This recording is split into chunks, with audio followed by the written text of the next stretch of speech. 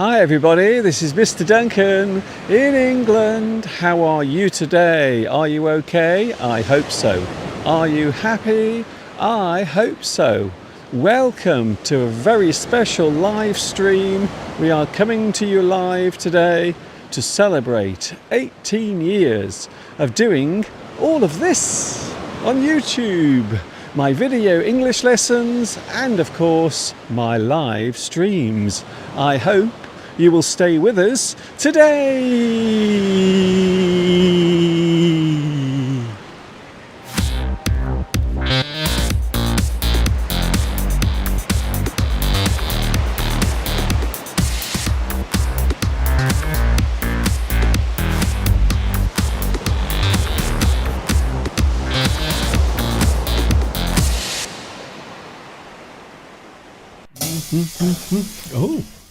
Oh, my goodness, I wasn't expecting you to appear so quickly.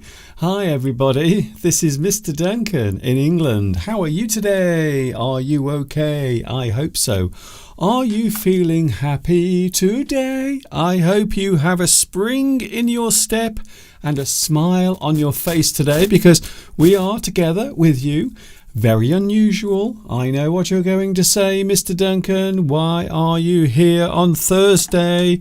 Because it is very strange. We don't normally see you on Thursday. Well, I'm here for a very special reason because today is the anniversary of my YouTube channel being created. Many years ago, one afternoon, I was wondering, what shall I do to pass away my free time? And then I decided to create my own YouTube channel on what was then a very new social media platform way back in 2006.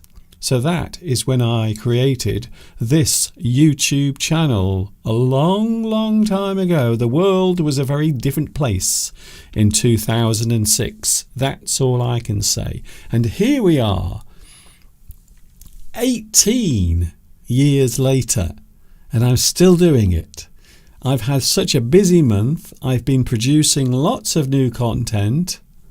I've been doing lots of new live streams. All I can say is October has been a very busy month. Fortunately, we have November just around the corner. And of course, November is always a quiet, peaceful, relaxing month.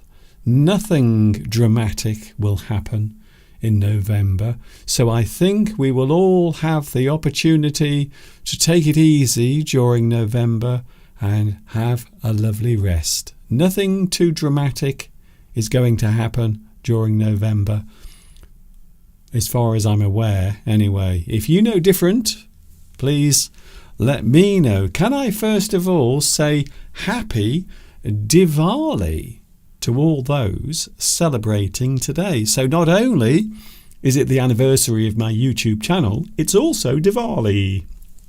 So happy Diwali to all those celebrating in India and across the world as well. In many parts of the world, that particular festival is always celebrated. So happy Diwali to you if you are celebrating the Festival of Lights.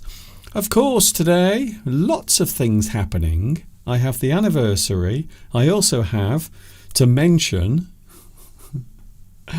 that we have Mr. Steve coming a little bit later on. And this is no ordinary day today because, of course, it is that day when everyone runs around the streets trying to scare their neighbours. Today it is Halloween. Did it get colder in here? Or is it just me? I think it's just you, Mr. Steve. And there he is. He will be with us later on.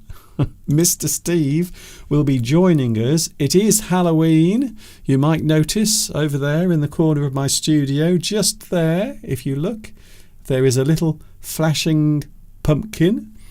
Lots of things happen during Halloween. I have to say, here in the UK, we don't celebrate Halloween in quite the same way as they do in the United States. I think it is fair to say that we don't do it quite as much. We do it a little bit, but not a lot. Of course, there are many traditions connected to Halloween. First of all, many people will dress up as scary creatures in their specially made costumes. Mr. Steve is here today, although I have to say we did have a rather dramatic moment a couple of days ago because we decided to go off to a place in North Wales by the sea. We don't often go to the seaside, so we decided to do it, and Mr. Steve decided to go for a swim. He took a dip. So if you take a dip, it means you are going for a swim. You will take a dip. Maybe you will take a dip in the swimming pool, or perhaps you will take a dip in the ocean. So there are many ways of expressing the action of going for a swim. So Mr. Steve went into the sea. I thought he had vanished.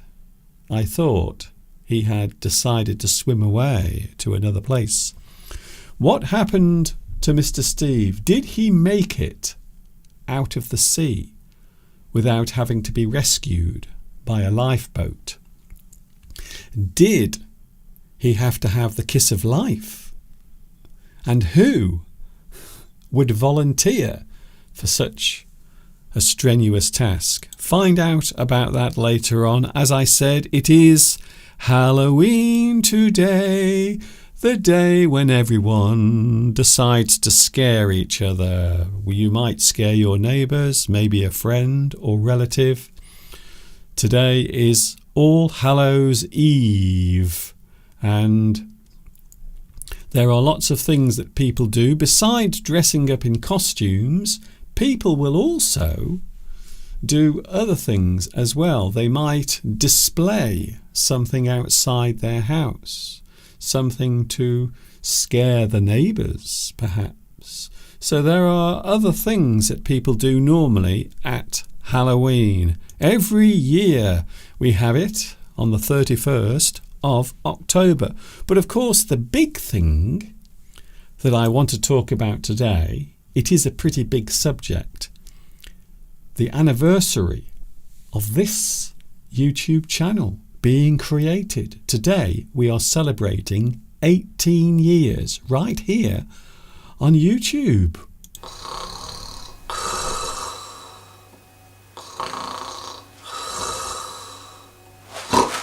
Hi everybody, this is Mr. Duncan in England. How are you today? Are you okay? I hope so. Are you happy? I hope so.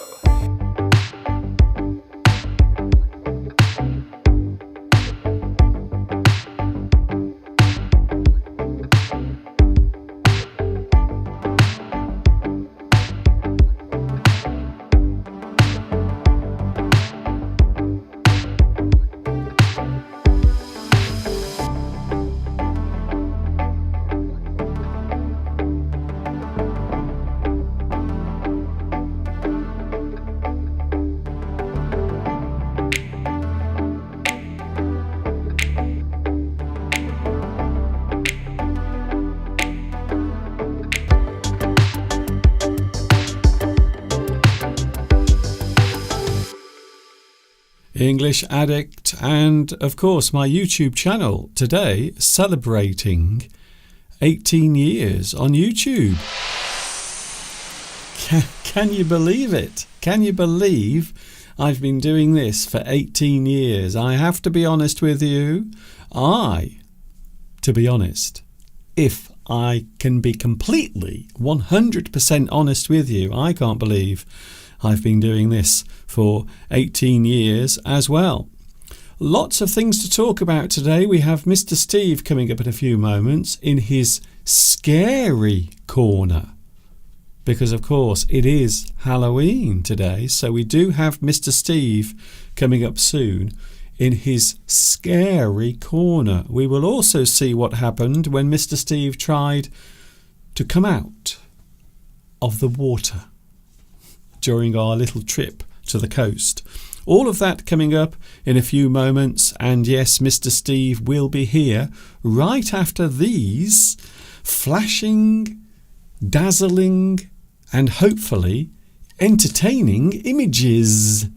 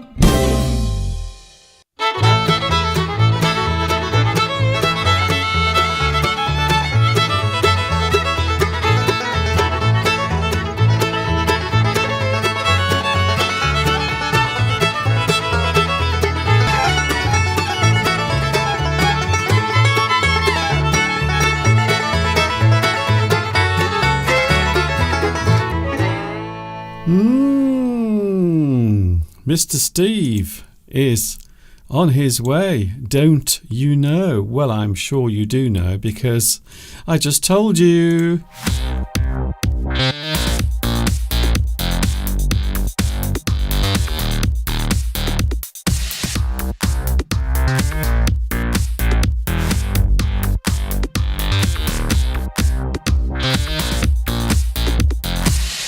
English Addict, but with a difference today because we are with you on Thursday and we are celebrating 18 glorious 18 interesting years on YouTube. Here he comes then. This is the man that I mentioned a few moments ago. He is here in his scary corner. It is the one, the only, the effervescent, there's a good word, Mr. Steve. Hello, Mr. Duncan. Hello, wonderful viewers, beautiful viewers, loyal viewers from across the globe. I'm feeling effervescent today, Mr. Duncan. What did you describe me as feeling? Effervescent. Effervescent. Yes, I'm foaming at the mouth. Well, something effervescent is clear and sparkly. So I do like that. So you do look very clean and sparkly. Energy. Yes. Why is it a scary corner? Why have you described me as being in a scary corner? Because, well, if you look on your monitor. Oh, I see what you mean. Yes. Ooh. One of the things I love about Mr. Steve is there is a giant monitor showing what is happening, but Steve very rarely looks at it. I like to look at the camera. I like to look at my viewers rather than over there at the monitor. See, if it was sort of above the camera, I could see it. Maybe it needs repositioning, Mr. Duncan. No. A job for another day, maybe. I can tell you now that camera is in the most perfect position, and also your monitor as well. They are in I'm joking. the absolute 100% best position. Now, we went away the other day. We decided to go to the coast. We went away to a lovely place called Harlech, which is kind of on the north coast of Wales, a wonderful place. We had a very interesting drive to Harlech, didn't we, Steve? Because you decided to take a very special route. Well, this is the problem when you follow your sat-nav. Yes. This is the problem that lorry drivers get into when they follow sat-navs, and then the sat-nav takes them down roads which aren't suitable for the lorries. Well, we had a similar experience in that we ended up on some roads which, let's just say, probably weren't suitable for us to go on. We should have stuck to the main routes. Well, the sat-nav, you see, was taking me on the most direct route, but in Wales you get lots and lots of very narrow roads which are really designed for access for the farmers to the sheep fields. So yeah. Anyway, I've got some footage here. So this is what we actually recorded. So there we go, and this is us driving down some of the most, well, the narrowest lanes we've ever actually been on in the UK. And you can see the beautiful surroundings. We have the Welsh countryside all around us, but we were literally in the middle of nowhere. There was no internet connection, there was no 4G or 5G or even 3G connection. But you can see, going along the road, that particular road was only wide enough to take one car. So if anything was coming the other way, we would have had some rather difficult moments. But at least one of the things we did do, Steve, we were able to enjoy some of the wonderful landscape around us, because everything at the moment is looking, well, it looks as if autumn has arrived as we went along some very interesting roads. But as Steve just said, the roads were not really designed for lots and lots of traffic, especially traffic that was going both ways, because it wasn't that wide. And you will see in a moment, this is the one that Steve loved. Look at this. Now, this was my favourite moment, Steve. I know, it was, the problem was, I think you were all right if you were in a farm vehicle. Yeah.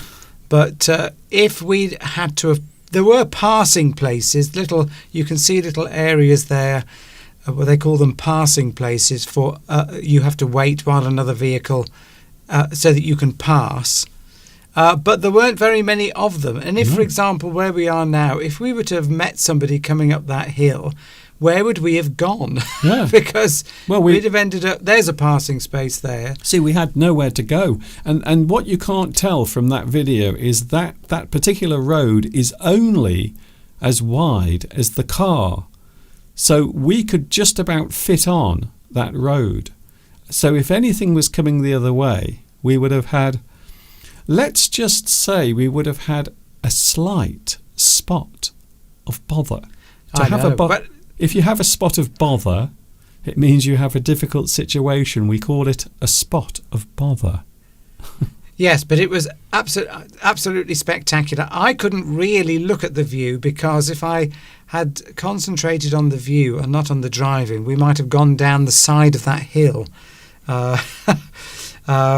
Yes, Giovanni says, what about a Ford Mustang down that road? See, the problem was, that would have been great, but being only two-wheel drive, it would have been a bit of an issue, I think, had we had to move over onto the side. Anyway, now we are on the normal road. So this is going towards the coast, and we were now back on the, what I call the road that is normal. But you will see some lovely sights. Even at this point, we saw some lovely sights. Now, I think, I'm not sure, Steve, but this might be Snowdonia, or at least part. Yes, it is, Mr. Duncan. Part of Snowdonia. Look at that. So that is actually the highest point, one of the highest points across Wales. And I would even say England as well. It is a lovely place. And this is where we arrived, Steve. We arrived in a place called Harlech.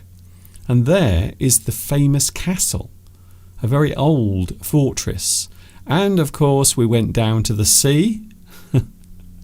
Mr. Steve was feeling rather adventurous because Steve went into the sea. I don't know if you watched the video we made a couple of days ago, but we were actually by the seaside.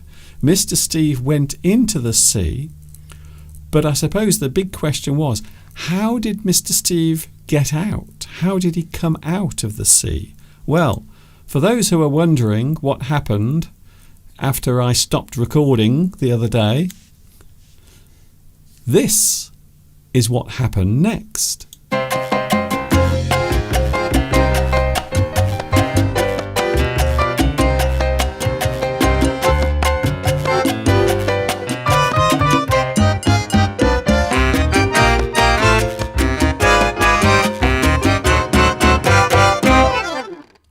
Oh, Mr. Steve, all I can say is you are a much braver person than me. I don't think, I have to say, I don't think I could do that. I could not go into the sea like that. Well, Lewis says you shouldn't take a swim at your age into cold water. Well, you're probably right, Lewis. Well, that's what, in fact, that's what you said, wasn't it, Steve? Well, I was a bit concerned because, I mean, I always do go in the sea when we're by the seaside. Wherever we go, whenever we've been on holiday, I always go in the sea. And at this time of the year, the water is almost at its warmest because it's been heated up through the summer. So, yeah, I was a little concerned because you can get a heart attack if you go into cold water. But I was reasonably confident that that would be all right. But if I'd felt at any point ill, I would have come straight out. I didn't, so I stayed in. I was only in there about 10 minutes. But yes, I do. And there is a risk that you can immerse yourself in cold water like that and get a heart attack. But luckily, I'm here to tell the tale. I did have one or two moments where I suddenly lost sight of Steve. He seemed to vanish into thin air, and then suddenly I could see him again, waving. I think he was waving. He could have been drowning, of course. There are many things you should not do before going into the water or into the sea or a swimming pool, in fact. One of them, of course, is eating, isn't it, Steve? Yeah, you shouldn't eat, apparently, before you go into any water. It's always advised because you can get cramp. And the thing about that sea as well is that even though I went out a very long way, it's incredibly shallow. So at no point, even though I went quite a long way out, I was never at the point where my feet couldn't touch the bottom.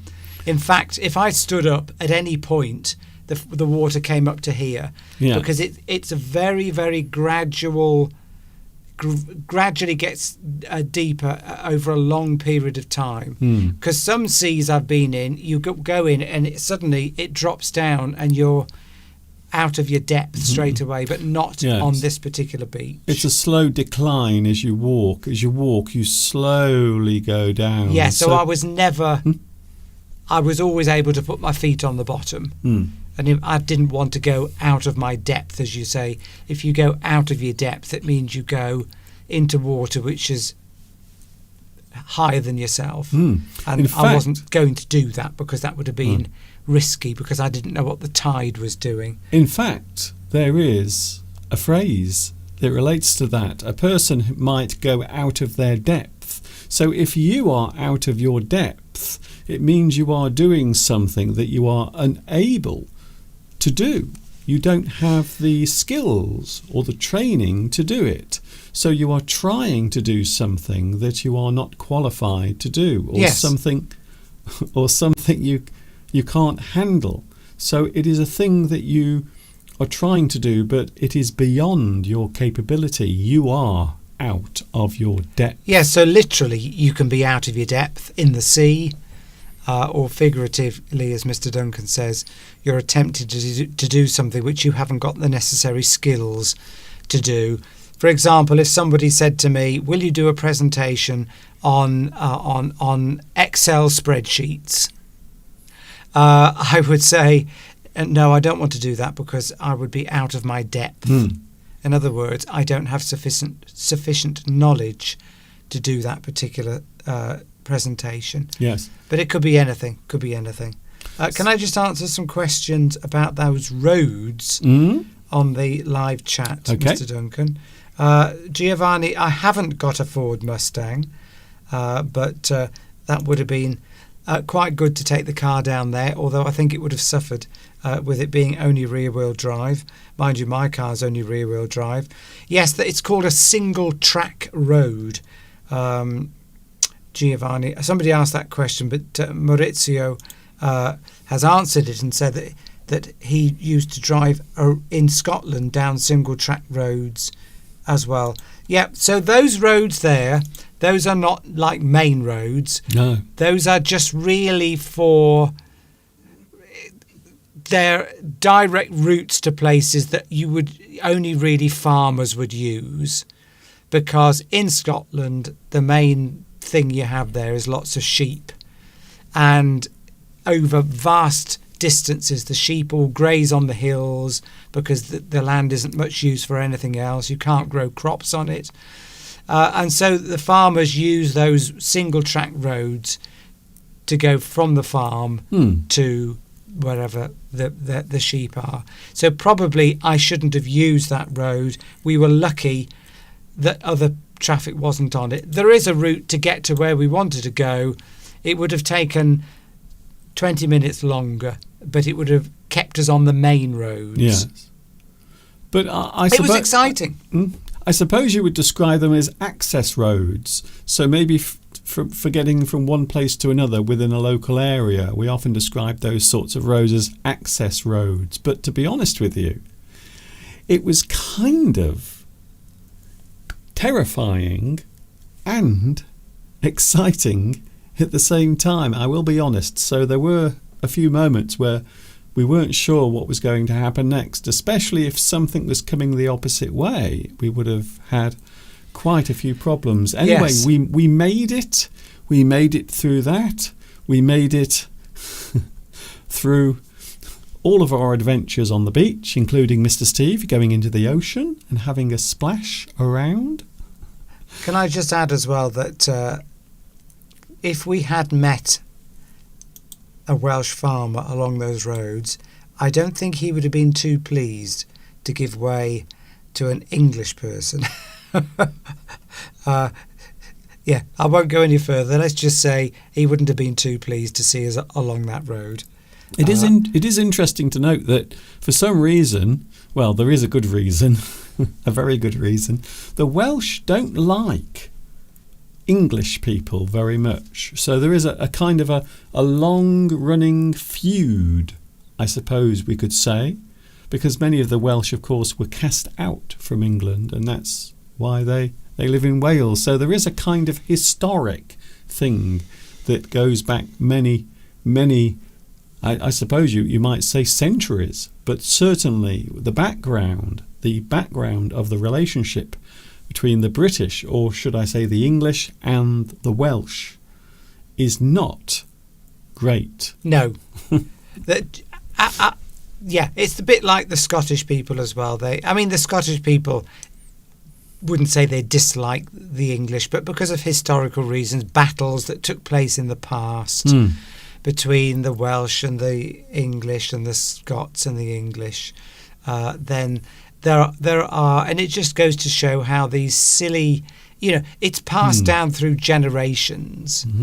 I mean, we're all equal now. It's the UK, although Scotland and Wales are now what you call devolved countries, so they do have their own parliaments, which they didn't used to have until relatively recently. But nevertheless, these historical hatreds remain, and it's certainly much more evident with the Welsh than it is with the Scottish.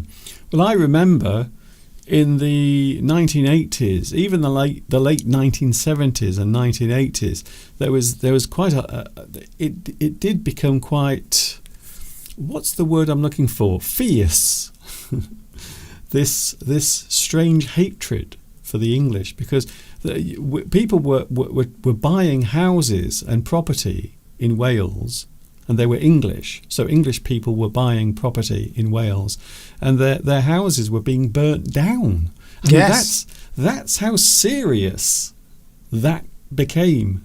So you can see, and I think that still exists now, but I don't think it is quite as bad as it was a few years ago. There are many English people now living in Wales, and I assume they are having a rather nice time. It depends where you go in Wales. If it's South Wales, they're very cosmopolitan. If you go into more sort of mid Wales, then that's the much more sort of traditional Welsh villages. And I remember years ago going to Wales with some friends. We cycled there, which I used to do when I was younger.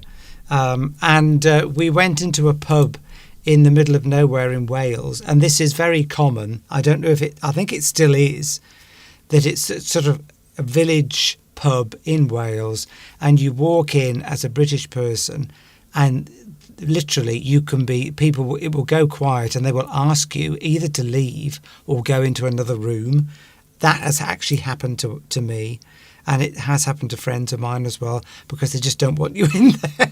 But anyway, we had a lovely time. On the whole, then British people are welcome, because English people are really welcome, because it is probably their greatest source of revenue for the economy.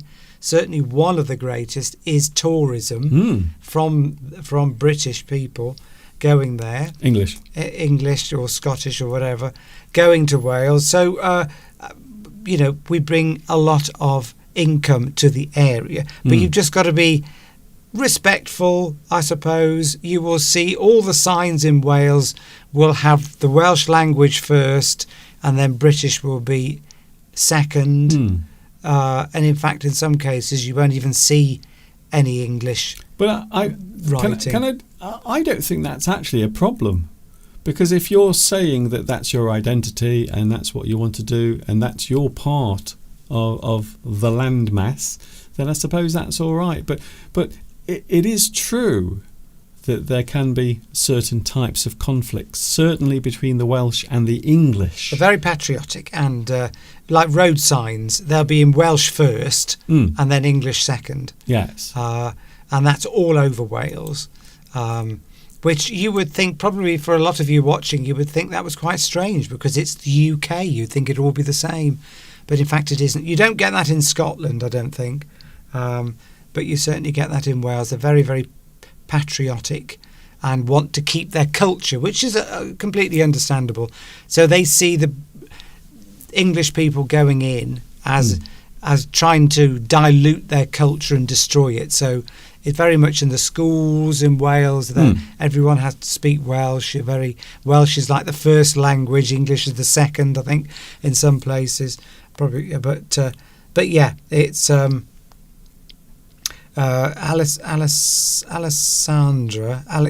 says, do the Welsh really talk Welsh? Yes, they do. In fact, when you go into the shops, like we did in Harlech, they're all speaking Welsh. All the local people were speaking Welsh.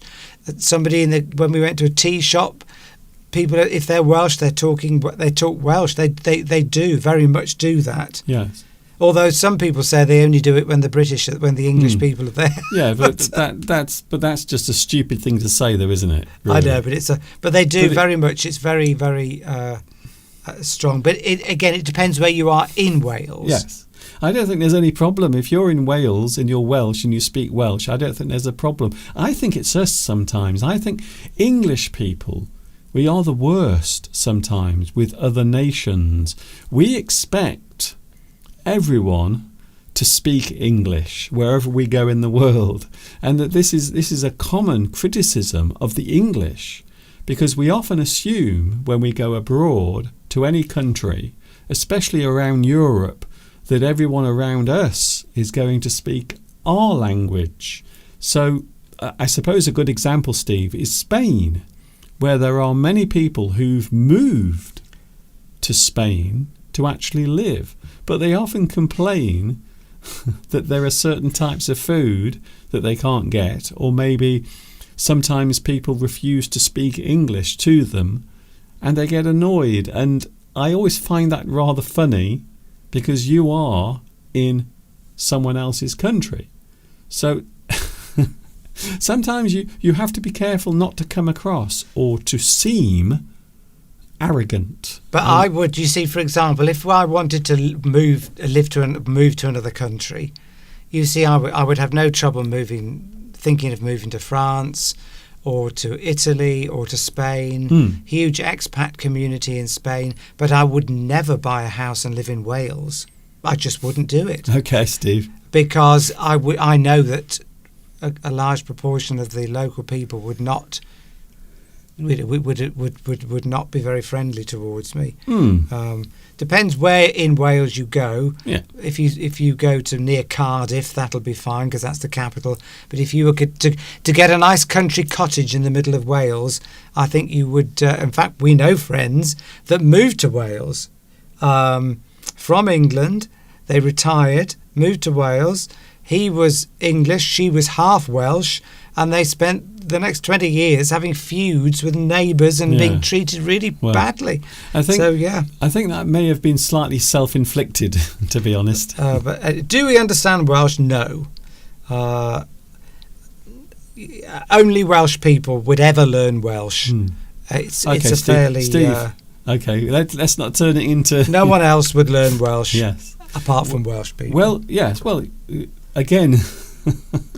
They are Welsh. If they want to speak Welsh, let them speak Welsh. I'm not saying they shouldn't. Nobody's saying they should, but they shouldn't. But so if you are Welsh and you are watching now and you are learning English, welcome. Well, they do have to learn English in Wales. Yes. Well, of course. A lot of people are learning English now around the world. Maurizio's going. Oh, okay, Steve.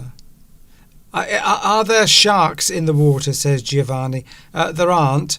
Well, we sometimes get sort of species of sharks in British waters, but they're not sort of the man-eating variety.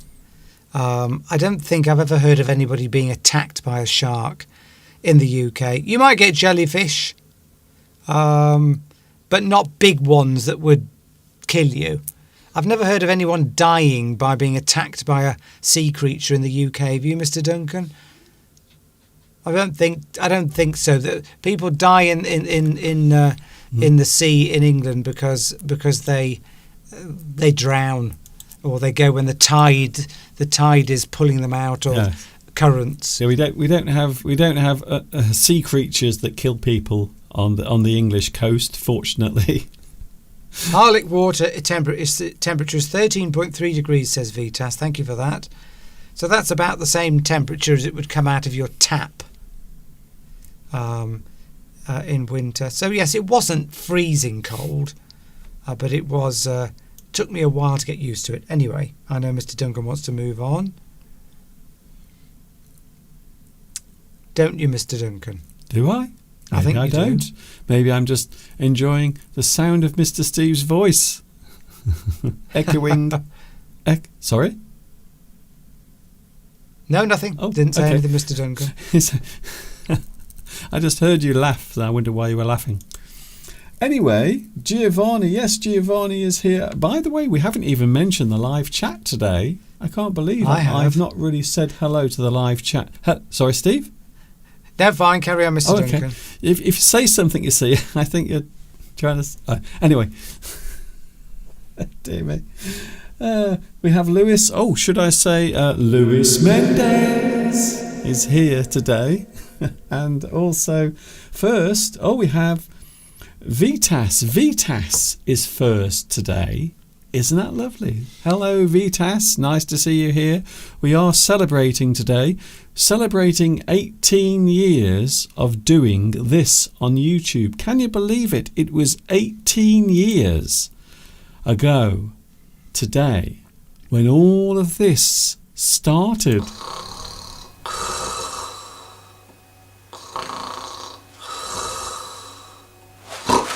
Hi everybody, this is Mr. Duncan in England.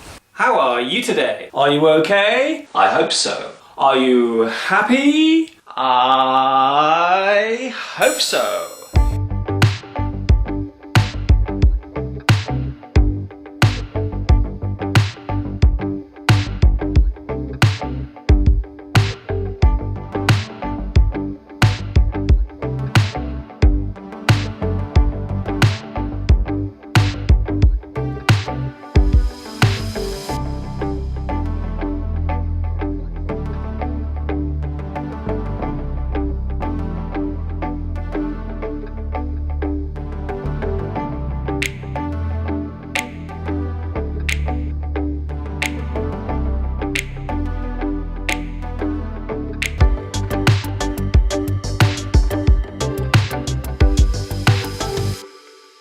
Today we are celebrating 18 years on YouTube with a special live stream. 18 years of teaching English on YouTube.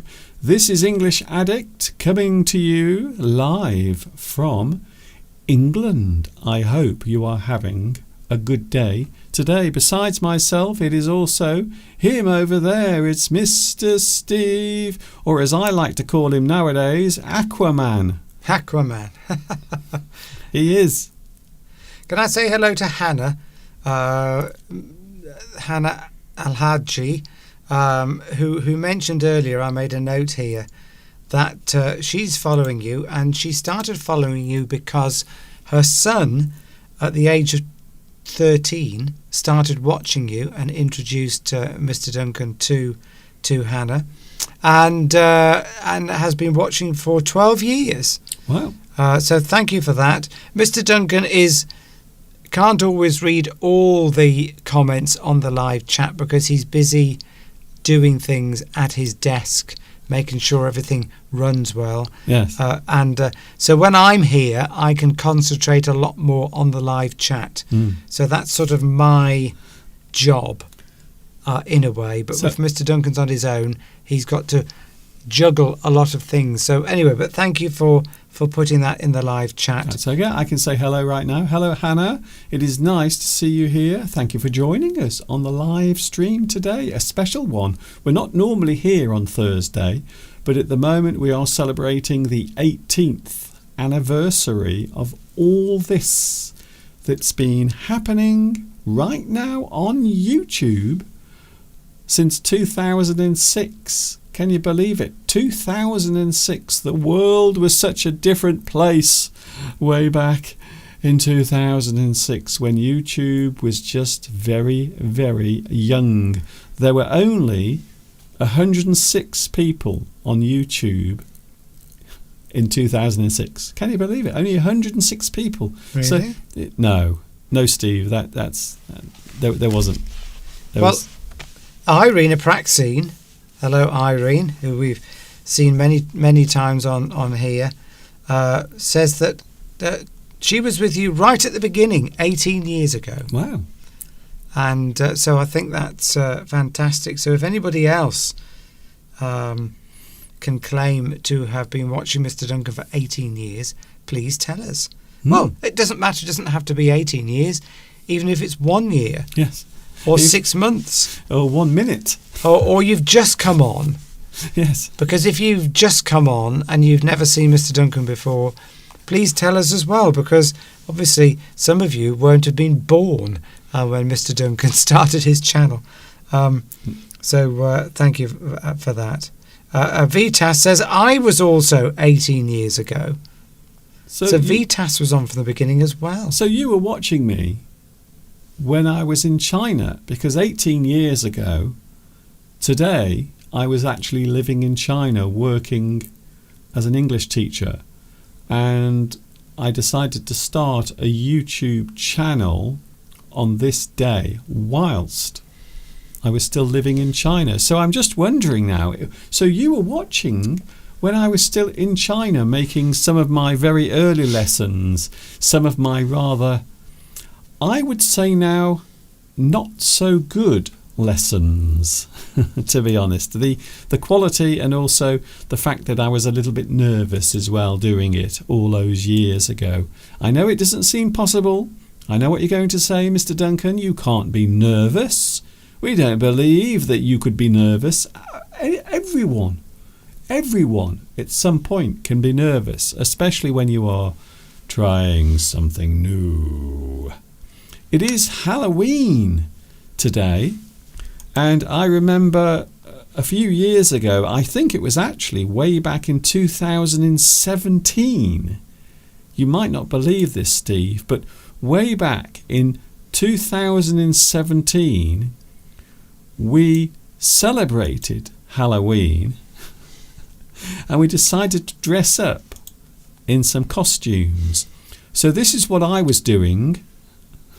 I was dressed as Frankenstein's monster. So yes, it was 2017. That's incredible. Wow. Now I do feel old. But do you want to see what Mr. Steve was wearing? So here is Mr. Steve. He looks like that guy, that rapper. There is a rapper who looks like that, except for he has writing all over his face. I can't remember his name now, but there is a certain rapper who has that sort of unusual appearance. And of course... Did it get colder in here? Or is it just me? Mr. Steve, I think it might be you actually, Mr. Steve. I think so. Yes, you were showing the pictures earlier of yourself when you first started YouTube. Nitram has said, those were the times when we were young and beautiful. Now we are just beautiful. Oh. So thank you for that. He's of course referring to himself as well. But yes, exactly. Time moves on. Beauty is in the eye of the beholder. That's what they say. That's what they say, isn't it? That is what they say. We were going to dress up today, but I didn't think... we both thought that we couldn't top what we did in 2017. So we decided to leave that as it is. And, of course, the effort involved, because we've had a very busy week. We've been away. We had a lovely little trip. We went all the way to the coast. We had a very nice time. Mr. Steve went for a swim in the sea, and he also had a rather nice time.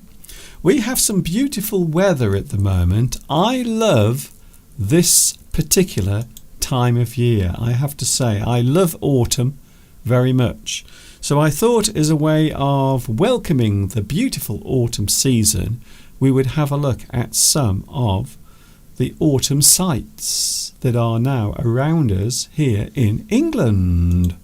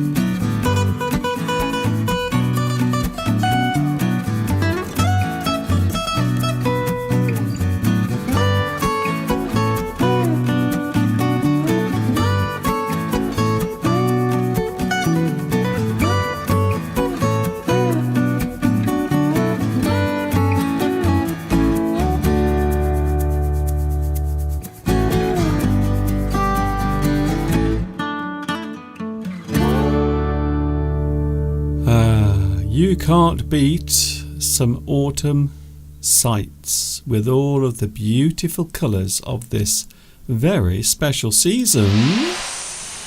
It is English Addict, it is myself, Mr. Duncan, and also Mr. Steve. We are here today celebrating 18 years. So that's why we are here today. 18 years of teaching English on YouTube. I still can't believe it. It doesn't feel as if I've been doing it for all of those years. But apparently, according to YouTube, I have been doing it since 2006. And today is the birthday of my YouTube channel. Isn't that lovely? That video of the farmer there ploughing his field, which of course they do at this time of the year, preparing the ground for sowing the crops that will grow in the spring, reminds me of a hymn that we always used to sing at school. And sometimes if you went to church when I was younger, at this time of the year they would get you to sing this hymn. We plough the fields and scatter the good seed on the ground.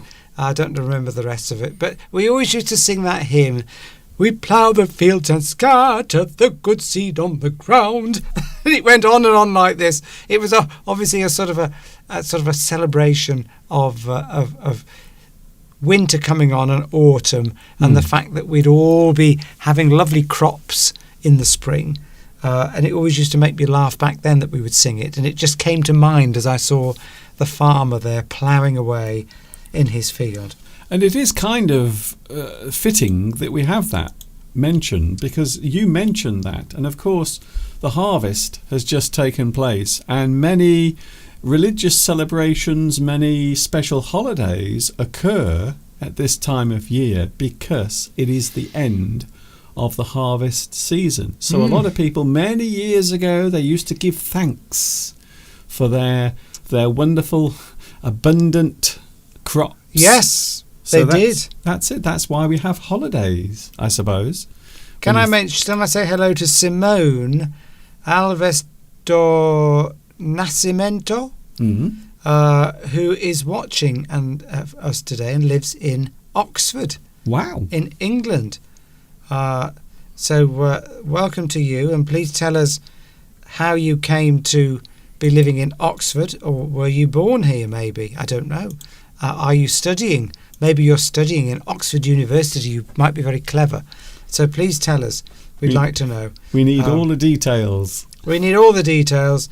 But it's, if you are new on, we'd love to see new people posting comments on the live chat. Well, anyone making comments, but new people we like to welcome, especially. So don't be shy. Everyone is friendly on the live chat, because we've got many, many people who come on every week and watch Mr. Duncan and myself when I'm on, usually just on a Sunday. And we're all exchanging ideas and opinions and giving input to help everybody learn how to speak English. And of course, in a way, it's a kind of a social interaction. This is like, I feel as though I'm meeting with friends when I come on the live chat, Mr. Duncan, on the live stream. Of course, we do have many ways of making contact with our viewers. Of course, you can meet us in real life.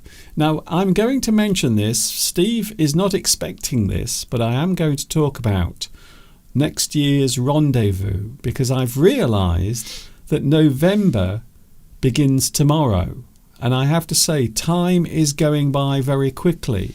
So I think it might be a good opportunity to mention not the dates, because we don't have them clear yet, but would you mind, Mr. Steve, I'm going to ask you, because just in case, you might be upset, you might storm off and have a sulk in the corner of the studio.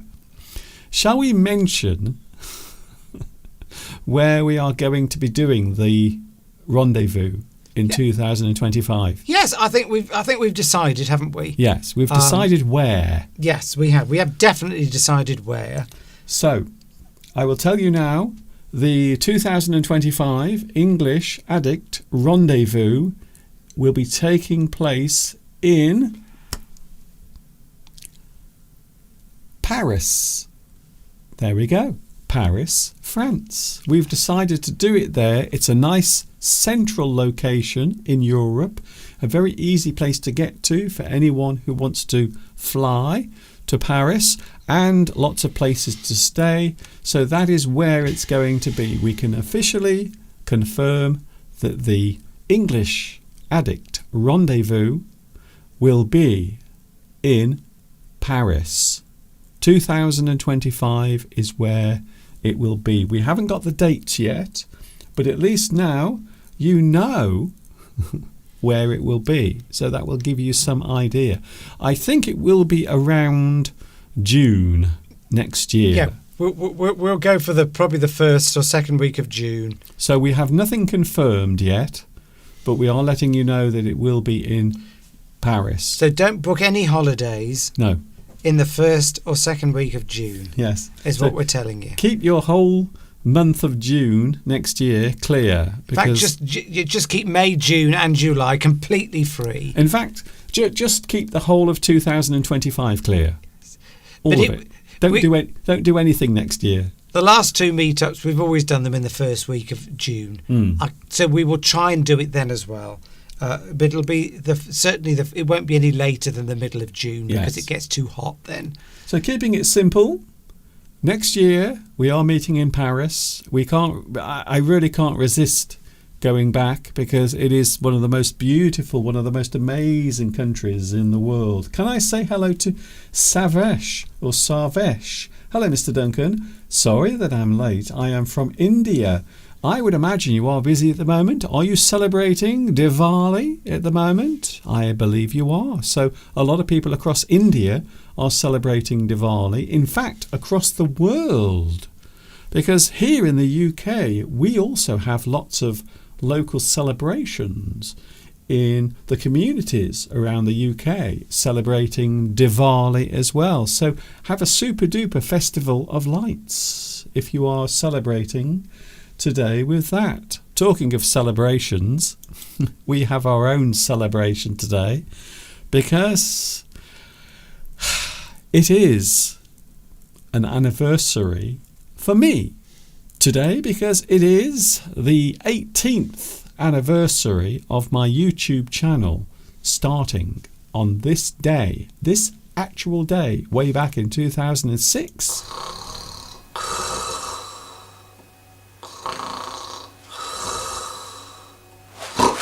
Hi everybody, this is Mr. Duncan in England.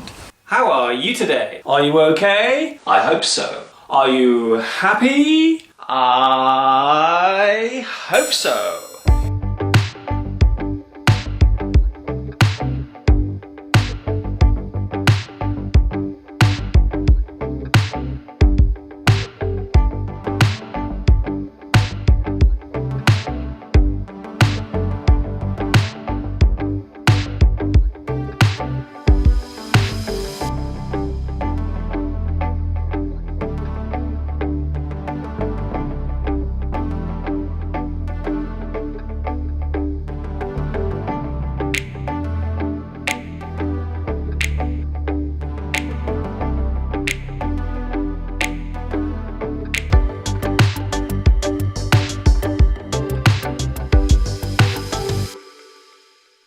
English Addict is with you today. It's myself, Mr. Duncan, and of course we do have Mr. Steve as well. He is with us also.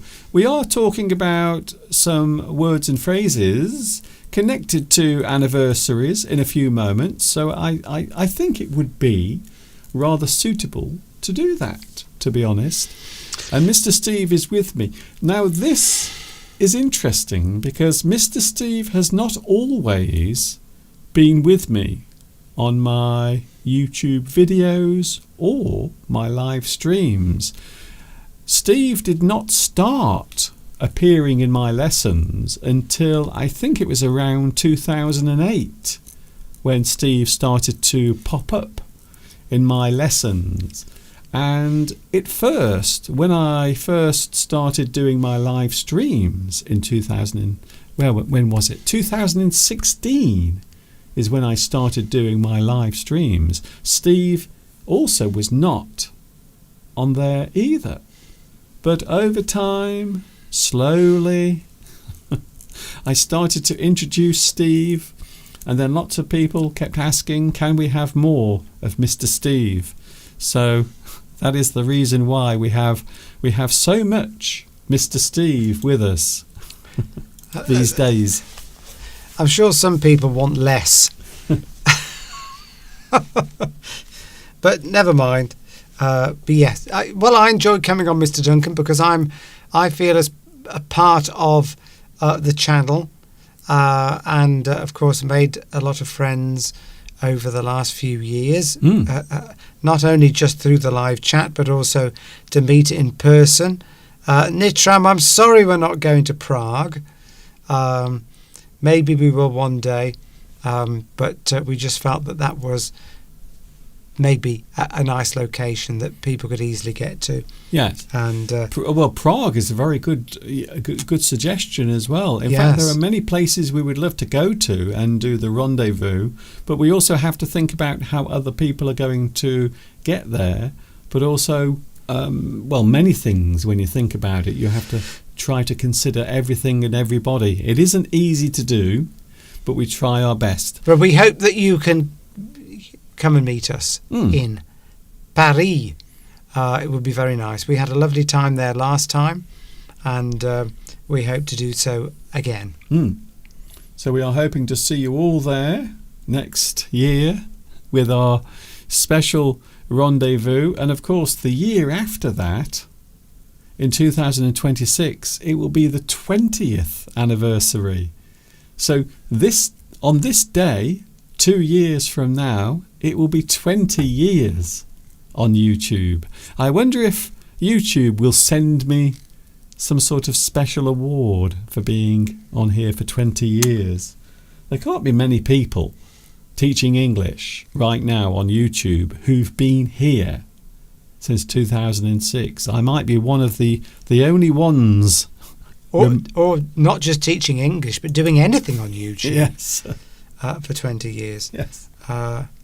But yes, it's been fun, and your work continues, Mr. Duncan, as they say. You love doing it. So they say do what you love in life, and then you will be happy, and that's what you're doing. Yes, I try my best. You love teaching English, and that's just what you love doing, and this is your way of doing it, and giving back to the world.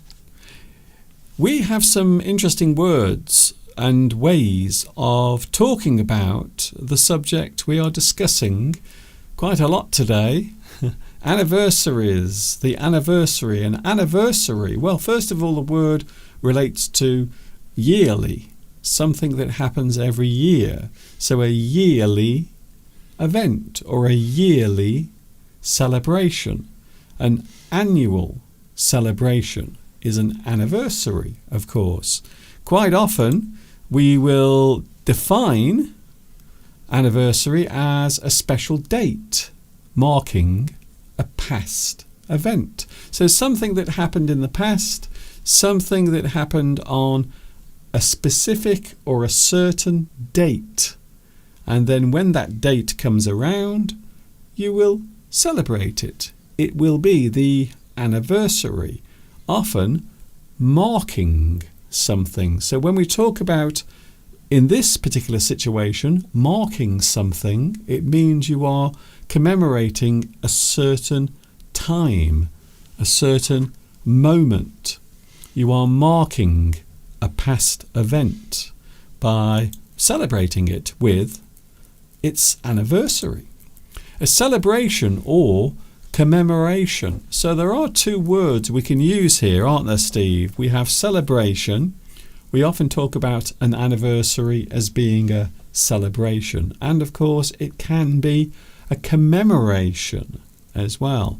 Even though those two words, those particular words, are often grouped together, however, quite often they are used in very different ways. Yes, different circumstances, aren't they? So do you want to say what? Sorry, do you want to say that yes, when we tend to use one rather than the other? We're going to do that in a sec. Okay, that's fine. So the anniversary can be a happy event. Quite often, Steve, we see an anniversary as a happy thing, a pleasant thing. We often think of birthdays, although next year, I'm not looking forward to next year. Do you know why? I'm sure a few people know. There will be one birthday next year that will not be celebrated in any way whatsoever. That's all I'm saying. That is all I'm saying. So a happy event, birthdays, unless it's a very big one. Weddings as well. So maybe a couple who've got married, maybe the year before, or maybe 5 years before, they will have an anniversary. They will remember that particular date. Maybe when the date comes around, they will do something special. I remember my parents sometimes, not always, sometimes they would forget. What about your parents, Steve? Did they celebrate their anniversary? They did, but I wouldn't say celebrate. They used to, of course, there's lots of comedy written around anniversaries, and usually it's the man who forgets the anniversary. There's a lot of sort of films, a lot of times it's whenever you see anniversaries mentioned, wedding anniversaries, it's usually the man is forgetting, isn't it, in comedy? Quite often. I don't think the woman tends to forget, but I think the man sometimes can. My parents, I suppose they did. I think when people have been together a very long time, their relationship changes, and particularly if certain events have come along over the years to maybe spoil that relationship, then maybe the inclination to want to celebrate that anniversary is reduced. So I would say, yeah, my parents would buy cards for each other, and maybe my father would buy my mother a box of chocolates. Yes. Or something like that. So I would say that this is kind of traditional, isn't it? So maybe a card, maybe, and you are right, Steve. It is often the woman who remembers, the wife who remembers the anniversary, but the man will often forget all about it. So I do think it actually happens in real life, definitely. I think as time goes on, I mean, when you've been together, when you've just got married, and in the early years of your relationship, then maybe you would do more obvious things. You might go on holiday, you might go out for a meal, you might celebrate in a more overt way, obvious, overt way. But when you've been together sort of 20, 30 years, then maybe you just give each other a kiss, buy each other a card. So maybe there are certain anniversaries that are special. Maybe your 10th anniversary, your 20th anniversary, yes. Or maybe your 50th. 50. Can you imagine being married to the same person for 50 years? Well, yes, and they've all got names associated with precious stones, haven't they? Or there's a silver wedding anniversary, there's a golden, there's a ruby, platinum. I can't remember which year. They're usually decades, aren't they? So yes, maybe you would celebrate those in a more special way, just as you might celebrate when you reach the age of 50, 60, 70. You would do the same when your wedding anniversary is getting to be 20 years, 30 years, 40 years. Yes. Well, it normally relates to the thing that you have to buy for your partner. So maybe if I think it's 50 years, I think that might be a gold anniversary, 50 golden anniversary. I can't remember. But then you give something to your partner, maybe a gold ring or something made of gold. But it is a lovely thought, isn't it? Of course, any life event can be celebrated as an anniversary. So you might be amazed at what people celebrate. Maybe they have an animal, maybe their pet dog, or maybe, I don't know, anything really. You can actually have an anniversary for that particular thing. So maybe the day when you bought your pet dog, maybe you made a note of it. Or maybe when it was born, maybe you know exactly when your pet dog or your pet was actually born. So some people do. They celebrate their pet's anniversary as well. Your job, I'm not sure if people celebrate their job, to be honest. Maybe the anniversary of finishing your job. Maybe the anniversary of retiring from your job. So maybe that's better. That's the sort of anniversary I think most people would enjoy, to be honest. Looking at Mr. Steve. So it'll be the third anniversary of the English Addict meetups next year. Won't it? That's an anniversary now, and it looks like June is becoming the date when we have that celebration. So that anniversaries are usually for things that are positive, things that you want to celebrate in a good way, yes, and that are happy and life affirming, shall we say? So you might say that there are many things that you could celebrate as happening on a particular date or day. And then, of course, we have commemoration, which is quite different. So a lot of people do often forget that commemoration is not quite the same as celebration or anniversary. They are quite different. Commemoration, or to commemorate something, the action of actually doing that thing, the commemoration is the noun. To commemorate something is the verb. Often a sad or sombre anniversary will be described as a commemoration, something that might be remembered, but it is not necessarily a pleasant thing.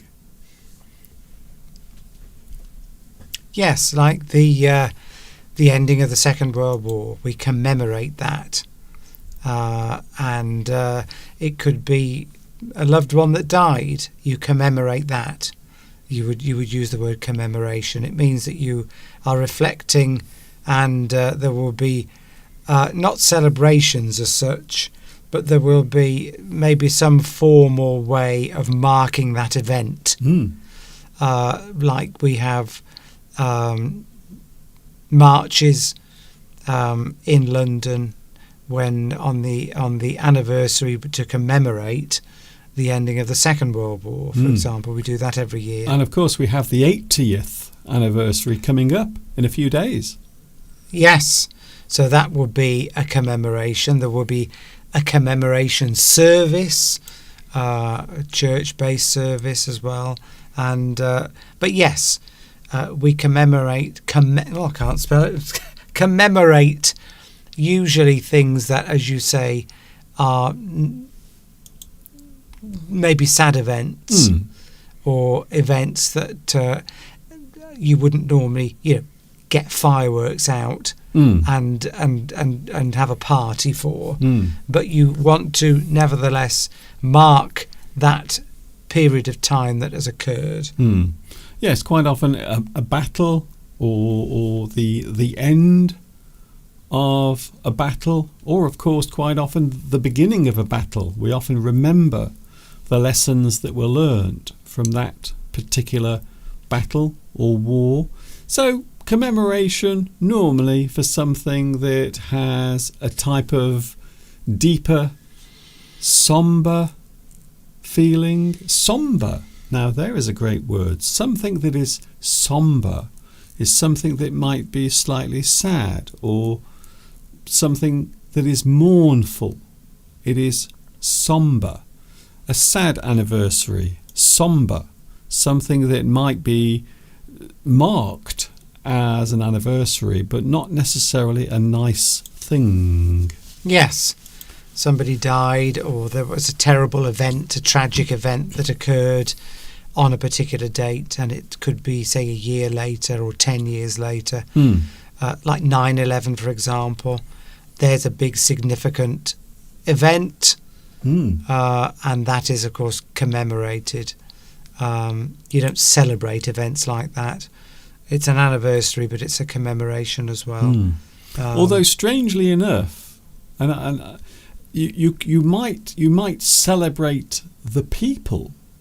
You might celebrate their lives. Yes. In that situation. So again, it might seem strange, but a commemoration can sort of, not exactly, be a celebration. We often celebrate a person's life, or you think about those people.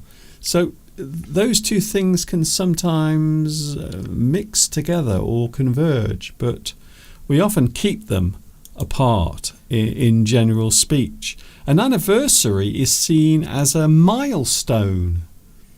Imagine you're driving along in your car across the Welsh mountains, and you see a little sign on the side of the road that tells you how far you have to travel before you get back onto the normal road. So a milestone is often seen as a point of time where something significant happened or is celebrated. So a milestone physically is a thing that shows you information. But of course, figuratively, it is a point of time when something happens. You've reached, a period of time has passed where you have sort of worked and toiled maybe and put a lot of effort into getting to that point. And therefore it's like a milestone. You've reached this point, and there's all that period of time as you've put in a lot of effort. It could be a relationship, like you might reach 50 years of marriage or 40 years of marriage. And it's like a milestone. Although some people might describe that as a millstone, which is a completely different thing. It's a marker along a journey. If you were travelling, walking 50 miles to London, for example, there would be milestones along the way. Literally, there would be. Well, there used to be in the olden days. And then you'd know you'd reached a certain point, and then you've got more effort to put in to get to the next point. But at least you were getting there step by step by step to reach your goal. Yes. It can also be a special date. An anniversary is a special date. For example, today's date, the 31st of October. It is the anniversary of my YouTube channel being created all those years ago, 18 years ago. Can you believe it? Maybe a holiday. So holiday, we mentioned this earlier because festivals, many festivals that take place are of course religious holy days, hence the word holiday. So we often have an anniversary or some sort of celebration on a particular day or during a particular time. For example, at the moment we have Diwali taking place. That will take place over, I think it's around about 3 days. It will build up, and today is the peak of that particular celebration. And of course we can have a jubilee. So in its basic definition, jubilee just means celebration. An anniversary, quite often, that is celebrated is a jubilee. I think it's a great word. It's a very old-fashioned word. It's Jubilee. It's characterised by certain events like street parties and things like that. We have jubilees, don't we, to celebrate. We used to have a lot of them with the Queen to celebrate so many years of her reign when she was alive. Golden Jubilee, Silver Jubilee, etc. I think it was about every 20 years or every 25 years we had a Jubilee, something like that. I think it was every 10. Was it every 10 years? And then when a significant one came along, I remember the Silver Jubilee, because my family and all of my neighbours that lived nearby, of course, we all got together and had a big street party to celebrate the Silver Jubilee of the Queen Elizabeth actually ascending to the throne. And it was a great time. We don't do it very often anymore. I think it's one of those things that has sadly faded away, where people used to have these wonderful celebrations, but they often don't do it anymore, which is quite sad when you think about it. Another example. Can I just say another example of like a milestone to celebrate would be if you were learning English, and then you reached a certain level in that English, you passed a certain exam, you were trying to get to, I don't know, level 10, but you reached level 2 or level 3. That would be like a milestone. It's pointing. It's a celebration that you've reached a certain point, but you've got further to go in your journey. That's a good way of looking at it, actually. I need to reach the second level, says Vitas. I reached it. So yes, you could say that was a milestone, a point along your journey to wherever you're getting to. Words connected or meanings connected to anniversary. An annual celebration is an anniversary. So something that is celebrated every year. We often celebrate an anniversary each year that goes by. Some of them, of course, are more significant. For example, 2 years from now, it will be 20 years that I've been on YouTube. So we have to wait for 2 more years before that arrives. We might also say, on this day. So we are looking back. On this day, something happened in the past. On this day, in 2006, I created my YouTube channel. A year ago today, or a year ago, 10 years in the past, or a year ago. So something that happened in the past, quite often we are looking back 1 year ago, 5 years ago, 10 years ago. Quite often we will look back, but we will often signify that with an annual celebration on this day, or a year ago today. Or it is, of course, a year since we last celebrated that particular thing. So there are many ways of looking at the word celebration and anniversary. Some anniversaries are seen as more significant than others, and I think that's fair to say.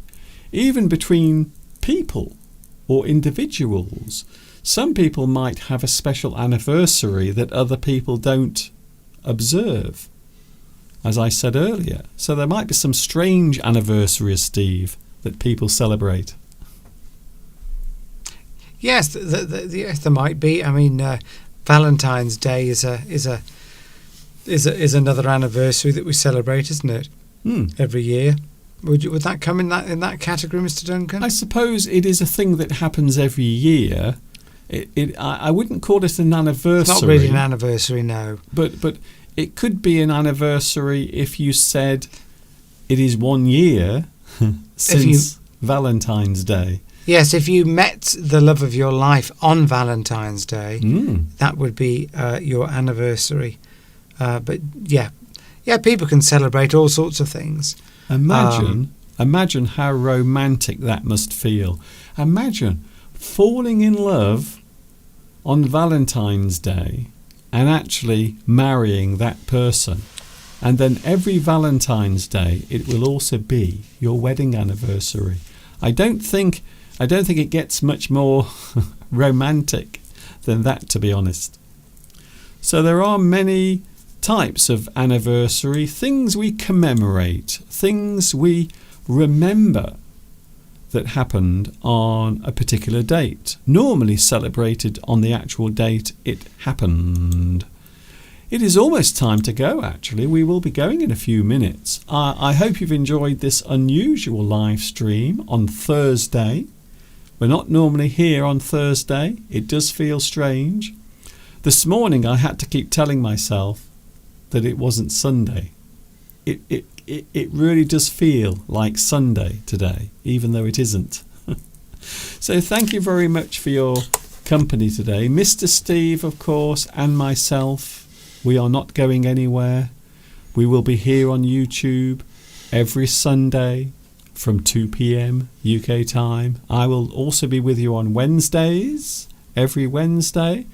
So we will continue into the future. There is nothing stopping us. We are not going anywhere. Today we celebrate 18 years of being here on YouTube. By the way, if you would like to make a donation, because everything I do for free. It doesn't cost you anything. So if you are feeling generous today, or you would like to help with my work, so I can do it for another 18 years. I'm just trying to think how old I will be in 18 years from now. Oh my. 77. Oh my God. No.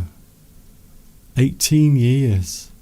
So this could be just a milestone, 18 years. That's just, Steve, that I'm not sure if I feel good about that, to be honest. So I will be nearly 80 in 18 years. Goodness me. Let's cross that bridge when we come to it, as we say. If you would like to send a donation, make a donation. If you've just won the lottery and you don't know what to do with it, now you do know. The address is coming up on the screen underneath here.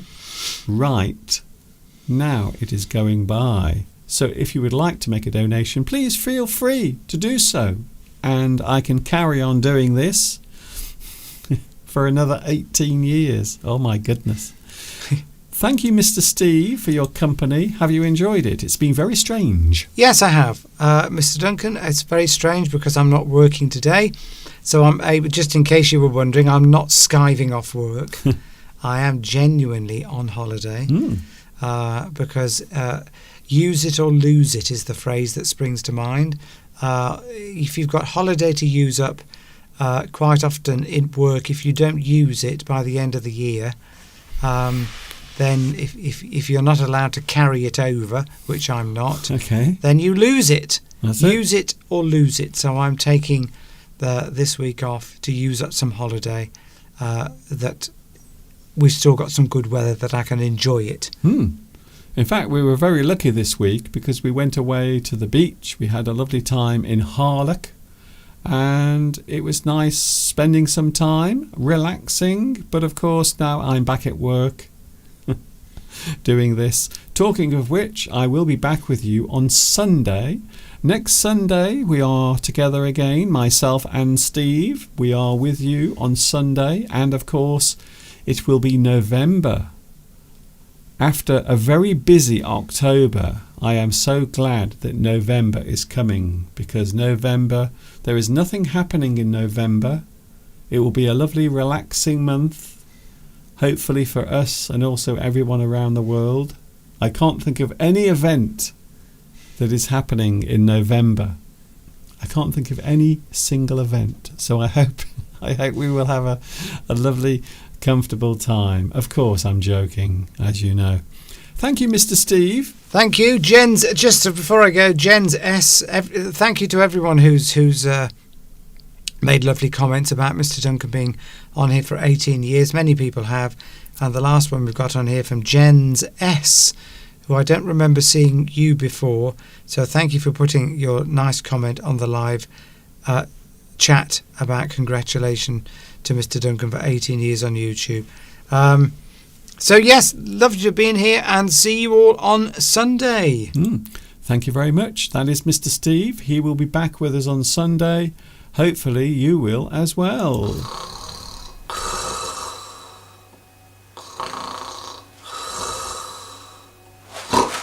Hi everybody, this is Mr. Duncan in England. How are you today? Are you okay? I hope so. Are you happy? I hope so.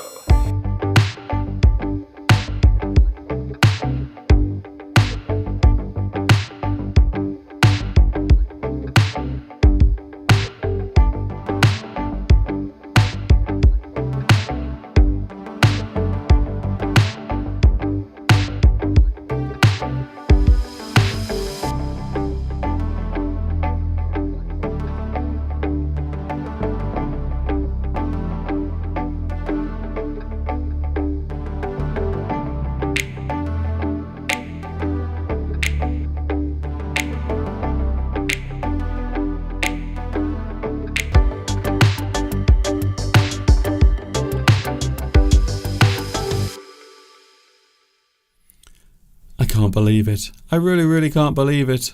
18 years I've been here doing this.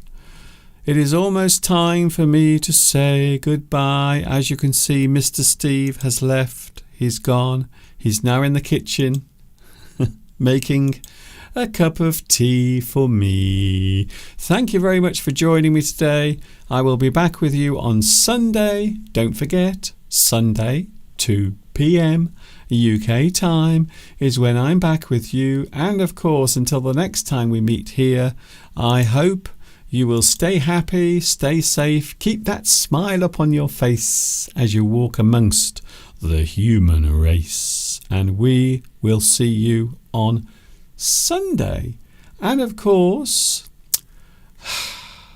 after 18 years of doing this, and hopefully 18 more years, this is Mr. Duncan saying thank you for watching, and of course,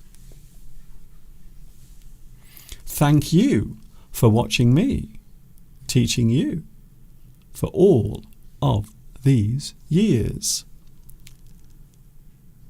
Ta-ta for now.